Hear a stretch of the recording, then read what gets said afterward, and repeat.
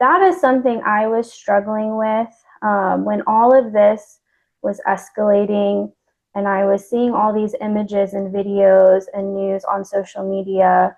Again, you got to think I was pregnant and then postpartum, and I felt like I was walking this walk with a lot of these mothers, but obviously I had two babies of my own I needed to take care of. I was also working in the clinic at the time, and it felt very helpless. Like, what can I actually do? Had begun studying for my IBCLC exam. And so for anyone that doesn't know what that is, it's basically the internationally recognized lactation consulting certification. So you work as a professional who helps women or birthing parents with lactation, whether that's breastfeeding, pumping, nourishing their babies in any capacity.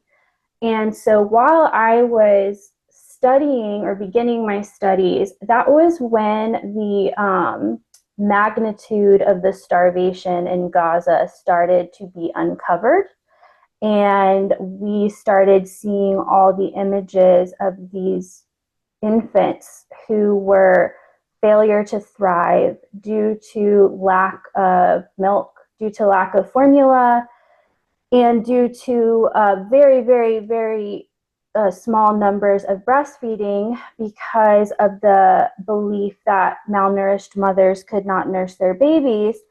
But then when I took a deeper dive into breastfeeding statistics in Palestine, even prior to October 7th, they were actually really low to begin with.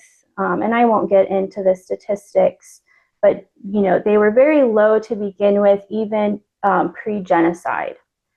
And so I just started to kind of have flight of ideas where I just wanted to feel like I was doing something, even if it was to help one baby or one mom.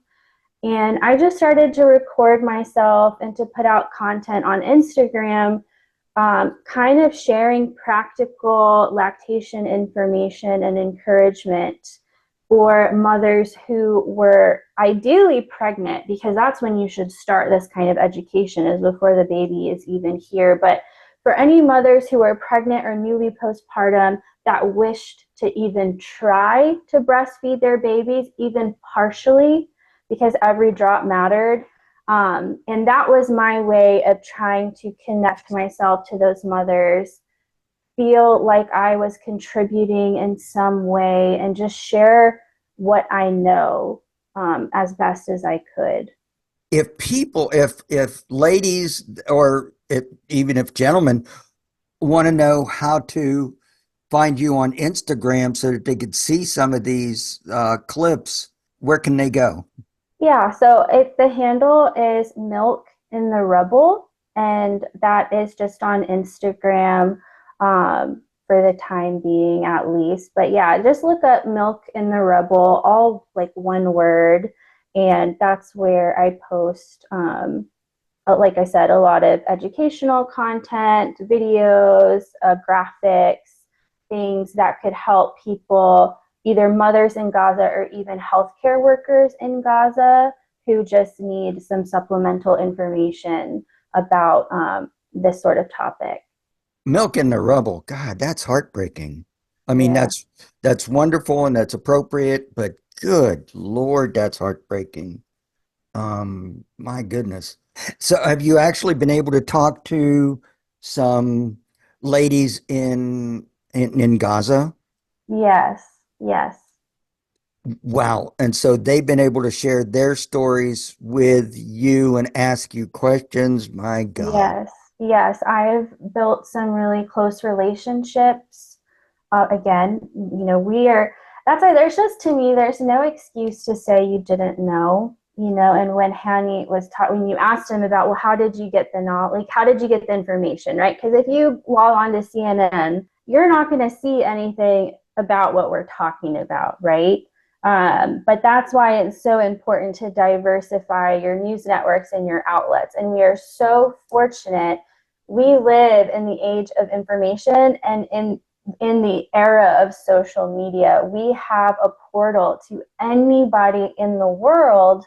We just have to have the desire to pursue it. Now, I'm not going to say it in this context that it's not heavy, and you do have to, you do have to know how to protect your peace too, because you have kids to take care of here and a family and a life here as well.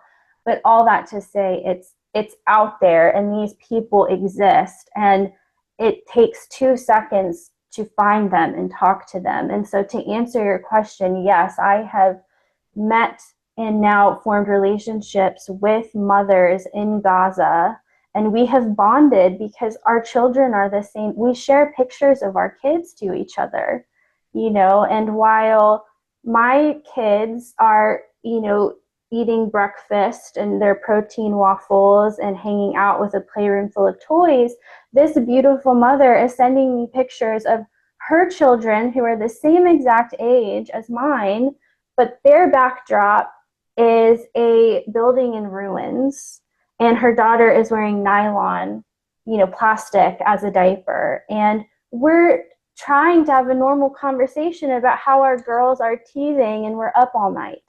Like, it is the most dystopian thing I think I've ever experienced, where I am trying to have a conversation with someone who's experienced such profound tragedy, but also has this craving to have a normal conversation like us moms do, and navigate how to do that and what that looks like. And all that to say, it's hard to look once you uncover that, it's hard to look away.